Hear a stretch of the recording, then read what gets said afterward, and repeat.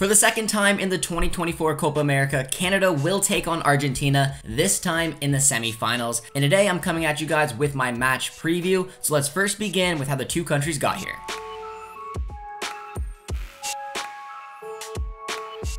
Argentina kicked off their Copa America campaign against Canada in a 2-0 victory, but that was far from the actual result. There was a lot of wasteful opportunities in that match. Argentina probably could have won like 5-2, but they definitely deserved all 3 points. Argentina then took on Chile in a match where they dominated but didn't take any of their opportunities. Chile had a couple good looks on net towards the end of the game, didn't take them as well. Martinez came up big, and Argentina finally found the back of the net in a 1-0 victory to go 2 for 2 in the group stage. Argentina then wrapped up the group stage with a comfortable 2-0 victory over Peru, which then set themselves up with a date in the quarterfinals with Ecuador. This game was a wild one. It ended 1-1, went to penalties where Argentina won 4-2, but it was far from the actual result.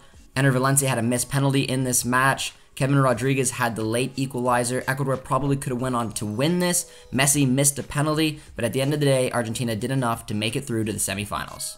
Canada's first group stage match was against Argentina in the game I just talked about where Argentina won 2-0. Canada then took on Peru in a match where they won 1-0, but this was an ugly game. It was played in the scorching Kansas City heat. Peru also picked up a red card in the second half, which helped Canada find their goal and pick up all 3 points. Canada ended off the group stage against Chile, knowing they only needed a draw to move on. They got that. It was very comfortable. Chile never really looked too dangerous. Canada really didn't either. They played out that 0-0 draw and made it on to the quarterfinals. Canada played Venezuela in the quarterfinals, and this game was pure entertainment. Jacob Schaffelberg found the early goal for Canada, and then Canada missed plenty of opportunities to put this game to bed. That's kind of the theme of this tournament. It allowed Venezuela to play their way back into this game where Rondon scored a beautiful goal to make it 1-1.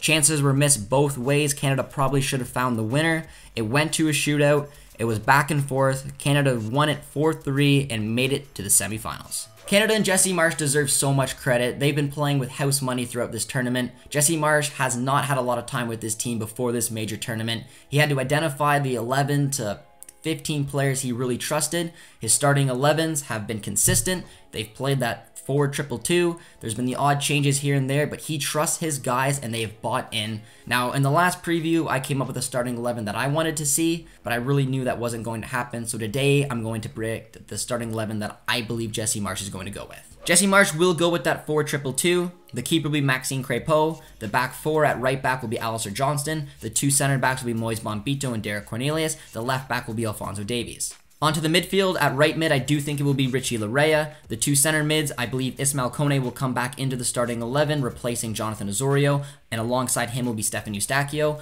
At left mid, it's going to be Jacob Schaffelberg. He has been phenomenal all tournament long. The only players in this team that have goal contributions is Jacob Schaffelberg with a goal and an assist, as well as Jonathan David. So I know he's great coming off the bench, but he's also proved that he can start as well. Up top, it's going to be the same strikers we have now seen in every single match under Jesse Marsch. It's going to be Jonathan David and Kyle Larin. I know a lot of Canadian fans want to see a little bit of a change up top, whether that's Tanny starting or playing that 4-2-3-1 with Jonathan Osorio. But Kyle Larin is a workhorse. He's bought in. Jesse Marsch trusts him, and he does a lot of really good things off the ball that you may not notice. The only really big complaint I have about Kyle Larin throughout this tournament is the fact that he cannot finish. His finishing boots are just not here. I don't know if it's a mental thing or his confidence is lacking, but I've expected him to score a few goals so far in Jesse Marsch, and right now he's still looking. As for Argentina, the big question mark will always be around Messi. How is he going to perform, and how fit is he? If you watch that match with Argentina against Ecuador, you would realize that Ecuador probably deserved to go through. It was very unfortunate that they had the missed penalty, missed chances. They could have won it, and then they went to a shootout where Martinez comes up big. But if you watch Messi throughout this game, it looked like he was injured.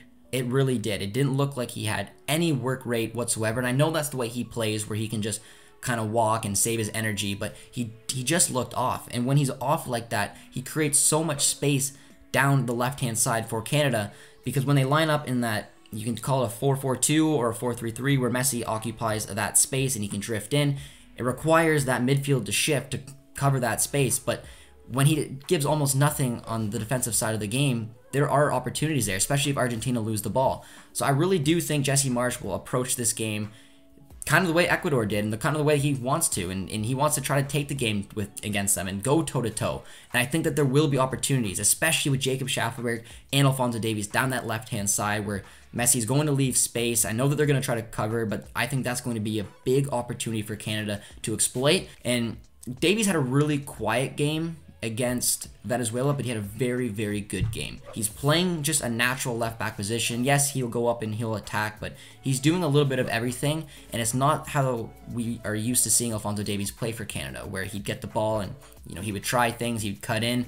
He's just simplified his game, and I absolutely love it. And with that combination with Jacob Schaffelberg, is definitely going to be dangerous, and that's, I'm assuming, one of the biggest ways this Canadian team will hurt Argentina. I also think the opening 10 to 15 minutes will be so important for Canada. If they felt the nerves when they played Argentina in the Copa America opener, these nerves will be twice as bad. They need to settle down right away, work their way into the game. They can't be sloppy, they can't turn over the ball, they can't allow Argentina to run them down. They just need to find a way to catch their nerves and catch the occasion, because this is going to be an insane game. Argentina has been here before. They are the defending World Cup champions. They are the defending Copa America champions. They just played a game against Ecuador where they were not up to their standards, and they weren't punished. They will realize what they did. They will want to have a better performance. And Canada also can't really play for penalties, at least in my opinion. I think they need to do what Ecuador did, and at least at all times, try to go for the win, because you saw what happened when you can't do that. Martinez had a penalty, or I know it wasn't a penalty save, but I believe Martinez was in Valencia's head and caused him to miss the penalty.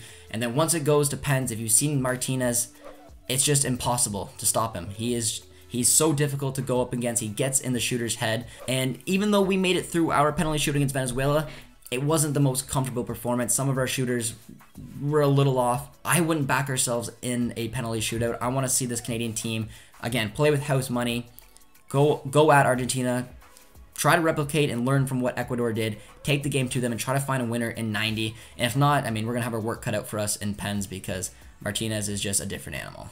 I'm so excited for this match. I can't believe we're even playing out of Copa America. I never really thought that would happen. Remember way back when we took on Trinidad and Tobago to even qualify for this tournament? Now we're here, and we're going to play all 6 matches available to us. The experience that these players and Jesse Marsch will pick up is so valuable, especially leading into the 2026 World Cup where we're co-hosting. It's just been a fantastic ride. I've enjoyed every minute of it. And like I said, we're playing with house money. The pressure isn't on us, so let's go into this match and try to create something special. I really hope you guys have been enjoying the content here on the channel. I want to hear from you down in the comment section. Let me know your predictions for this match. Let me know your thoughts on it. Are you nervous? Are you excited? And as always, if you enjoyed this episode, be sure to drop a like, drop a sub. We'll see you soon. Cheers, friends. Exciting news for the channel. I'm thrilled to announce that JJD TV is partnering up with BetStamp and Sign-Up Expert. This opens up an incredible opportunity for you to join up with some of my favorite sports books to get the best odds and user offers throughout Copa America. Head over to my dedicated page at signupexpert.com/JJDTV to explore a selection of sports books tailored to your region, each with unique offerings. If you're ready to take your sports betting to the next level throughout this tournament and want to show some love for the channel, I highly recommend you signing up for your next sports book through my Sign Up Expert link. You can easily find it in the description of this video.